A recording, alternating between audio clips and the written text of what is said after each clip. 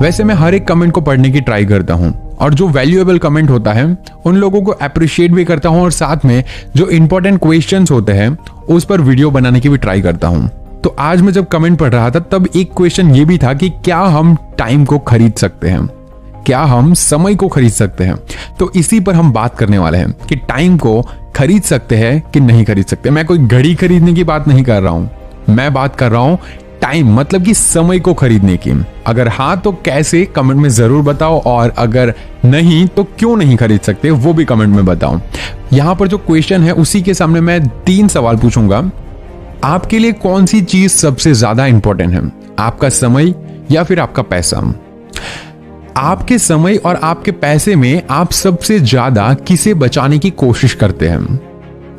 आप passenger train से travel करना पसंद करते हैं या फिर सुपर फास्ट एक्सप्रेस से? ये कुछ ऐसे सवाल है जिसका आंसर मैं आपसे जानना चाहता हूं और मैं चाहूंगा कि इसको आप कमेंट में भी जरूर लिखो। देखिए, ज्यादातर रिटायर्ड लोग पैसेंजर ट्रेन से जाना पसंद करते हैं क्योंकि उसमें ट्रैवल करने के पैसे कम आते हैं, लेकिन पैसेंजर ट्रेन से सफर करने में समय बहुत ज्यादा लगता है। वैसे रिटायर्ड लोगों के पास समय की कोई कमी नहीं होती है, तो मान सकते हैं कि उनका जाना सही है। उनके पास ज्यादातर समय ही समय होता है क्योंकि उनकी जिंदगी में जितना भी काम करना था, जो भी पैसे कमाने थे, उन लोगों ने कमा लिए। इसीलिए वो पैसेंजर ट्रेन से यात्रा करते हैं, पैसेंजर ट्रेन से जाना पसंद करते हैं। और दूसरी तरफ अगर देखा जाए तो जो लोग ज्यादा व्यस्त रहते हैं, बिजी होते हैं, वो सुपर फास्ट ट्रेन से ट्रैवल करना पसंद करते हैं क्योंकि व्यस्त लोगों के पास समय की बहुत कमी होती है। वो ज्यादा से ज्यादा टाइम का सदुपयोग करना चाहते हैं। जो लोग बहुत ही ज्यादा व्यस्त होते हैं वो लोग हवाई जहाज से भी ट्रैवल करते हैं क्योंकि उनका टाइम और भी ज्यादा कीमती होता है। अब आप ये सोच रहे होंगे ये सारी चीजें नीरज क्यों बता रहा है। वैसे इस बात का अगर निचोड़ निकालूं तो जिस व्यक्ति का समय कीमती होता है वो उसे बचाने के लिए उतने ही ज्यादा पैसे खर्च करने के लिए तैयार होता है। फिर से एक बार बोलता हूं, जिस इंसान का समय ज्यादा कीमती होता है वो उसे बचाने के लिए उतने ही ज्यादा पैसे खर्च करने को तैयार रहता है। मेरे ऐसे बहुत से फ्रेंड हैं जो टाइम बचाने की जगह पैसे बचाने पर ज्यादा फोकस करते हैं। वैसे मैं भी कोई दूध का धुला नहीं था, लेकिन जैसे जैसे मैं जिंदगी में आगे बढ़ता गया मुझे भी टाइम के इंपॉर्टेंट के बारे में पता चलता गया और आज मैं अपने टाइम को मैनेज कर रहा हूं थोड़ा थोड़ा करके। लेकिन हाँ, मुझे अपने टाइम के वैल्यू पता है। आज मैं समझ चुका हूं कि जो लोग टाइम को ज्यादा इंपॉर्टेंट देते हैं वो अपने टाइम को बचाने की बहुत ज्यादा ट्राई करते हैं। वो अपने समय को बचाने के लिए पैसों को खर्च करते हैं। इनडायरेक्टली अगर देखा जाए तो वो लोग अपने टाइम को खरीद लेते हैं। Got it? क्योंकि टाइम को खरीदना इसे ही कहा जाता है कि आप अपना जो भी टाइम दे रहे हो वहां से हटने के लिए आप उस पर कुछ पैसे लगाओ और वो काम खत्म कराओ। वैसे अभी चाइना के सारे प्रोडक्ट बैन है, लेकिन फिर भी एक चीनी कहावत मुझे याद आती है। वो कुछ इस तरह से है कि 1 इंच सोने से भी 1 इंच समय नहीं खरीदा जा सकता। थोड़ी कहावत अटपटी है। वैसे ये जो कहावत है उसमें कहने का मतलब ये है कि समय को नहीं खरीदा जा सकता है, लेकिन यकीन मानिए कि आप समय खरीद सकते हैं। छोटी बड़ी जितनी भी कंपनी है उसके मालिक यही करते हैं। कंपनी का मालिक अपना कोई प्रोडक्ट बनाता है, उसकी मार्केटिंग खुद नहीं करता, ना ही वो खुद सामान बेचने जाता है, लेकिन सबसे ज्यादा प्रॉफिट उसी का होता है।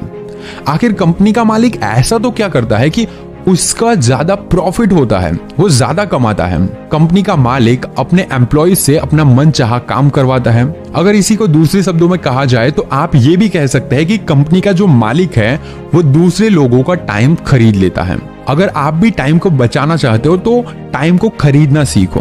वैसे जॉर्ज रॉबर्ट की एक पुरानी कहावत है जो कहते हैं कि समय ही धन है, लेकिन अगर आप इसे उल्टा देखते हो तो आपको एक मूल्यवान सत्य का पता चलता है और वो है धन ही समय है। अगर आपके 1 घंटे की कीमत 100 रुपए है तो इसी आधार पर आप समय खरीदने के लिए एक अच्छा निर्णय ले सकते हो।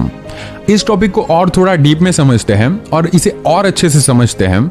अगर आपके 1 घंटे की कीमत है 100 रुपए तो इसी आधार पर आप अपना समय खरीदने का एक अच्छा डिसीजन ले सकते हैं। मैं जैसे बोलता हूं वैसे थोड़ा सोच कर देखिए कि आपको अपने घर का बिजली का बिल भरना है।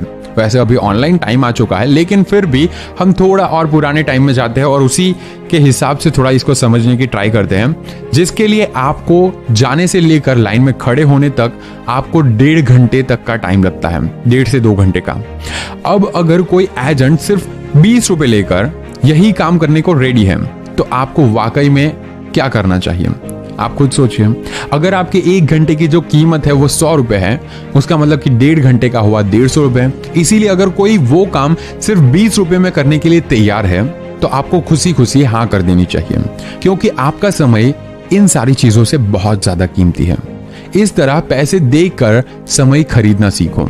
ये सिद्धांत बहुत ही ज्यादा इंपॉर्टेंट है और बड़ी बड़ी कंपनियां यही काम करती है और इसका फायदा भी उठाती है। और लास्ट में एक छोटी सी कहावत मुझे याद आती है कि समय धन से अधिक मूल्यवान है।